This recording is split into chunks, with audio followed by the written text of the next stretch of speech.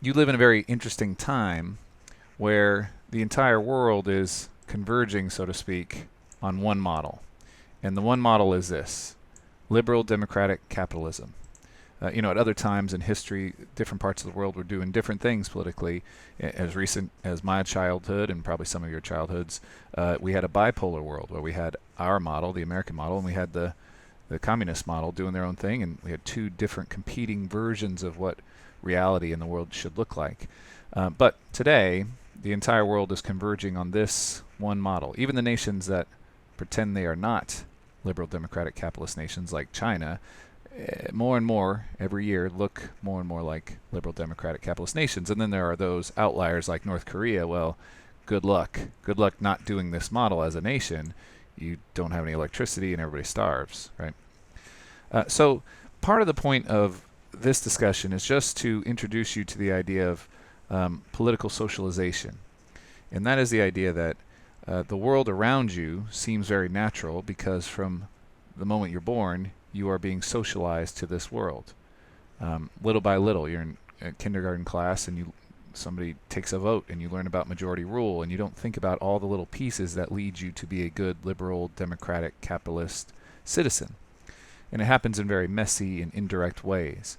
You might substitute brainwashed for socialization, right? These are the little social cues that we learn along the way.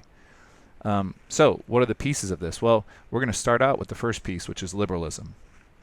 That'll be our first in-depth look at ideology. We are all liberals in the sense that we all believe in individual rights and free markets. That's what classic liberalism is all about. That's our background ideology in our world.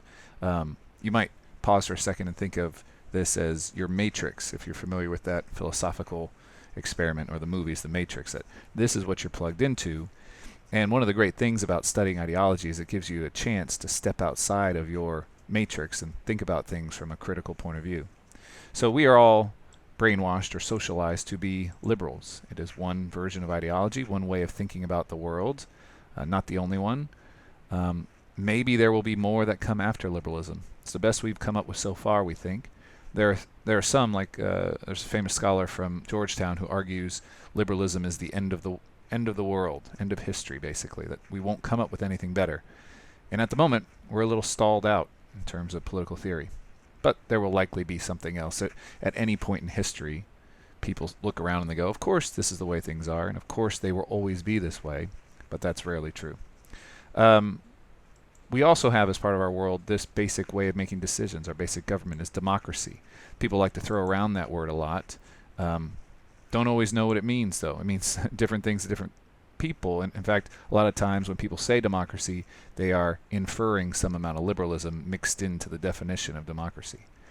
And the last piece of our world is the economic piece.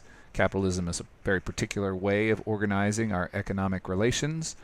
It wasn't always in existence. It may not always be in existence, but it's, again, the best we've come up with so far, we think. The major benefits of capitalism is its ability to produce wealth. We all have tons of cars and houses and toilets and DVD players. No one's using that anymore, I guess. Computers, laptops, iPhones, right? That's what capitalism is very good at. On the other hand, it is also naturally inclined to have big gaps between rich and poor, large gaps of inequality. So this is the world we live in. We're all liberal democratic capitalists.